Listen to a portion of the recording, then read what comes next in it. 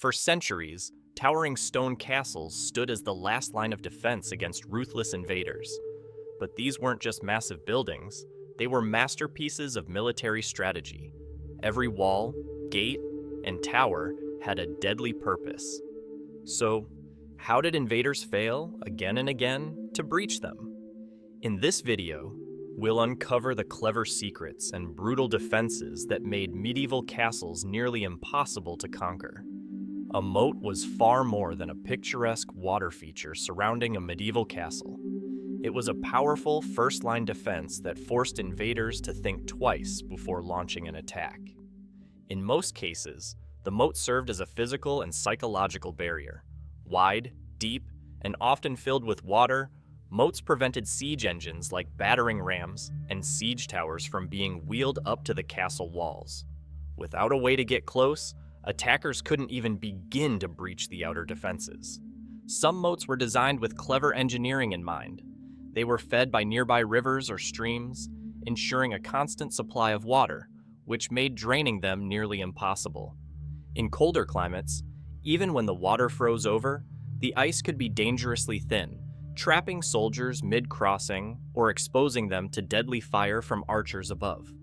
Other castles opted for dry moats, deep trenches that were sometimes filled with sharpened stakes or even hidden pits covered with thin branches and leaves. An unsuspecting soldier could fall in and be severely injured or killed before even seeing the main wall. In some cases, moats were paired with additional obstacles, such as drawbridges and spiked palisades. The drawbridge could be raised in seconds, cutting off the only access point across the water. This tactic not only blocked the invaders' path, but also trapped any attackers already on the bridge, exposing them to a hail of arrows and stones from the defenders. The moat's true power lay in how it disrupted momentum. It slowed down the charge, broke formations, and left soldiers vulnerable and exposed, turning their well-planned attack into a chaotic scramble for survival. But perhaps most importantly, the moat created a psychological sense of separation. Castles appeared even more unreachable when surrounded by a deep, dark trench of unknown depth and defenses. To an invading force, it wasn't just a body of water, it was the start of a gauntlet of death. Once an invading army managed to get past the moat, and if they were lucky enough to get the drawbridge down, they would enter a far more sinister trap, the gateway. To most, this area might seem like progress, but in reality, it was one of the deadliest parts of the castle, a narrow, confined space that turned the dream of conquest into a nightmare. Known as the Killing Zone, the gateway was often a long passage under the gatehouse that included multiple layers of reinforced doors or portcullises. These were designed to trap soldiers between them, like rats in a cage. Once trapped, attackers were completely vulnerable. Above them were murder holes, innocent-looking openings in the ceiling that rained death from above. Boiling oil is often associated with these murder holes in popular media, but in truth, defenders more commonly poured scalding water, hot sand, tar, or even quicklime that would blind and burn the skin. The goal wasn't always to kill. It was to maim, terrify, and demoralize. The defenders had the home advantage. Soldiers positioned above the gatehouse could observe every move from behind thick stone walls. Archers and crossbowmen fired through hidden slits, while others dropped heavy stones or logs on those unlucky enough to be caught in the bottleneck. To make matters worse for the invaders, the narrowness of the space prevented them from using their superior numbers. Only a few could enter at a time, and once inside, they had no room to maneuver. Their large shields were cumbersome, their ladders useless, and their morale plummeting.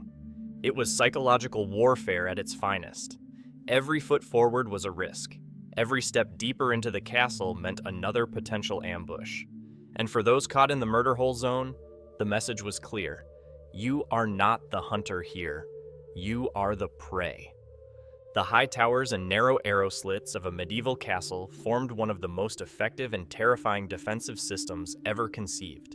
While the invaders struggled to approach the castle, often through moats, steep embankments, or a hailstorm of missiles, the defenders watched calmly from above, ready to strike with precision.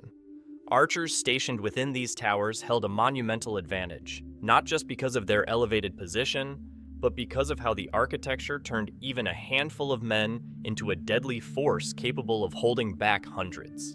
Arrow slits, also called loopholes or embrasures, were narrow vertical openings carved into thick stone walls. At first glance, they looked too small to be useful, but this design was intentional and incredibly efficient.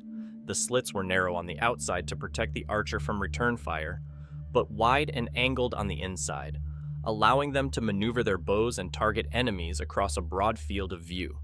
This meant that a single archer, well hidden behind stone, could cover large areas of the battlefield while remaining almost invisible to those below. The psychological impact of these arrow slits was devastating. Invaders would find themselves targeted by unseen enemies, with arrows seemingly coming from nowhere. A soldier might take just one step beyond the tree line or siege tower and fall dead instantly. The randomness, the invisibility of the threat shattered morale. This wasn't a fair fight, It was a slaughter controlled by those who knew their castle better than any blueprint. Towers themselves were built at strategic intervals along the curtain wall. Some were rectangular, but over time, round towers became favored because they better deflected projectiles and allowed defenders to fire in all directions.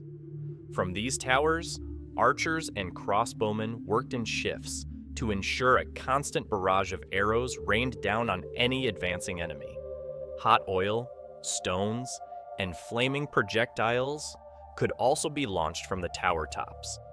Some castles even employed trebuchets and catapults on the towers, launching massive rocks or fireballs into the invading camp before the attackers even reached the walls.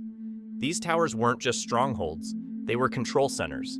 From their high vantage point, defenders could observe troop movements, signal to other parts of the castle, and make split-second decisions to reinforce weak points or unleash a surprise counterattack. Communication was vital during sieges, and towers provided the perfect place to relay flag or fire signals between watch points. Even during nighttime assaults, castle guards used horns and torch signals to stay coordinated in the chaos. But perhaps the most terrifying part of all was how helpless attackers often felt. Covered in armor, weighed down by weapons, and trapped in narrow terrain, they could do little more than hold up a shield and pray it would stop the next arrow. The sound of arrows slicing through the air, the screams of men falling, the sight of comrades collapsing to the ground, it wore down even the bravest invaders. To the defenders, the towers were their wings, letting them strike far, stay safe, and dominate the battlefield without ever needing to meet the enemy face to face. It was not brute strength that defended the castle, it was elevation, angles, and the ruthless efficiency of architecture turned into a weapon. When most people imagine castle walls, they think of tall barriers designed to keep people out. But in reality, medieval castle walls were marvels of military engineering, constructed not just to withstand brute force, but to actively resist every known siege technique of the time. These walls were not simple fortifications, they were complex, multi-layered systems, and each stone had a purpose. Every angle, slope, and curve was carefully designed to defeat not just men, but machines, fire, and time itself. The first thing to understand is that these walls weren't just tall, they were thick. Many castle walls, especially during the High and Late Middle Ages, were between 8 to 20 feet thick, constructed from dense stone that could resist even the heaviest blows from siege engines. Attackers could spend days hammering away with battering rams or trebuchets and still barely make a dent. While modern minds might think of walls as barriers to climb, back then, the goal was to break through, a task that was both exhausting and demoralizing. But castles didn't stop at one layer of defense. The most advanced castles were built using a strategy known as concentric fortification. This meant the castle had multiple layers of walls, an outer wall, a middle wall, and an inner wall, each one higher and more heavily defended than the last. So even if attackers managed to breach the first wall, they would find themselves trapped in a deadly courtyard, exposed from all sides, with defenders on the higher walls above them. Every step deeper into the castle meant more danger, fewer options, and almost certain death. Castle walls were often built with a battered base, meaning the lower portion sloped outward. This wasn't a stylistic choice. It served a tactical function. A sloped wall helped deflect incoming projectiles, especially from trebuchets or catapults. It also made scaling with ladders far more difficult, since the base would push the ladder outwards, making it unstable. Even digging underneath the walls, a tactic called sapping, was made difficult by how deep and wide the foundations were, sometimes extending into solid bedrock. The top of the walls was no less lethal. Crenellations, or battlements, gave defenders both cover and opportunity. They could fire arrows or throw projectiles through the gaps, crenelles, while staying protected behind the raised portions, merlins. These simple-looking stone teeth turned the wall into a sniper's paradise. Many castles also featured machicolations, stone extensions with openings that allowed defenders to drop rocks, boiling water, or hot sand directly onto attackers trying to scale or undermine the wall. Unlike murder holes, which were usually above gateways, machicolations lined the outer walls, creating constant vertical pressure on attackers. Gatehouses, the main points of entry, were reinforced to absurd levels. They featured multiple portcullises, iron grills that could be dropped rapidly to trap intruders, along with thick wooden doors, often covered in iron plating.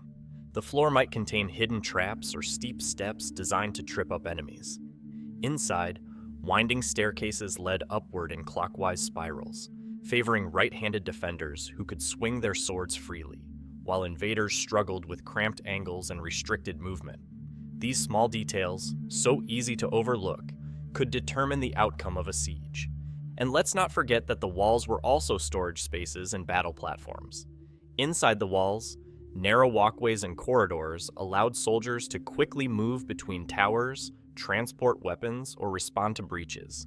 Supplies were stored in the walls themselves: arrows, rocks, oil, sand, all ready to be unleashed during an attack. In essence, a castle wall was not a passive structure. It was a living battlefield, a fortress designed to wear down, confuse, trap, and destroy anyone who dared to challenge it. To the invading army, the wall was not just an obstacle, it was a weapon, silent and still until the moment it exploded with violence. And behind it, more walls waited, more traps, more defenders. In the medieval world, to stand before a castle wall wasn't just to face a barrier, it was to stare into the jaws of death itself. While the physical defenses of a medieval castle, its moats, walls, towers, and gatehouses were formidable, the defenders also understood a deeper truth about war. Victory wasn't only about strength. It was about endurance, perception, fear, and control of the mind. This is where psychological warfare and survival tactics came into play. These often overlooked strategies played a vital role in wearing down invaders, turning every day of the siege into a psychological grind that tested the limits of human resolve. For the defenders, time was a weapon. Castles were built to withstand long sieges, sometimes lasting months or even years. Within the walls were deep wells that ensured a steady supply of water, one of the most critical resources in a siege. Granaries were stocked with dried meat, grains, salted fish, and fermented vegetables that could feed the garrison for extended periods. Even in times of desperation, food could be rationed with incredible discipline. While the besieging army starved in the fields or succumbed to disease, the defenders remained nourished and relatively secure. But survival wasn't just about food and water, it was about breaking the will of the enemy. Castles would often employ night raids, small groups of defenders sneaking out under the cover of darkness to destroy siege weapons, set fire to tents, or assassinate enemy commanders. These surprise attacks not only caused material damage, but kept the invaders in a constant state of fear and exhaustion. Sleep deprivation, anxiety, and paranoia would slowly infect the attacking army, eroding their discipline and morale.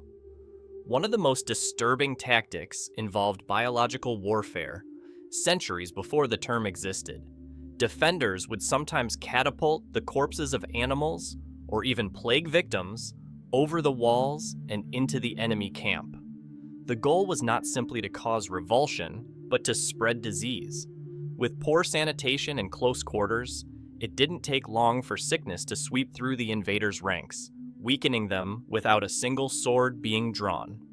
Psychological terror was layered into every choice: disease, unpredictability, and constant reminders that the castle was not just resisting, it was fighting back with unseen, unrelenting force. The visual spectacle of defiance also played a role. Defenders might mock the enemy from the walls, ringing bells, playing music, or holding mock feasts within view of the besieging army. Some castles even launched crude effigies or insulting banners over the walls to humiliate and provoke the attackers. These were not random acts of bravado. They were calculated gestures meant to suggest that the defenders were not merely surviving, but thriving. To an invader who had been in the mud for weeks, watching comrades die of infection or starvation, this spectacle of confidence was devastating. It suggested that their sacrifices were futile, their efforts meaningless. For the besiegers, time was an enemy. Every day, they remained camped outside the castle. Their supply lines grew thinner, their men weaker. Rain could flood their trenches and ruin supplies. Winter could freeze them to death.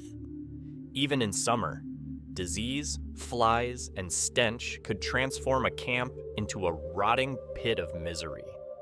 Many sieges ended not in glorious battle, but in quiet retreat, armies melting away, too broken to continue.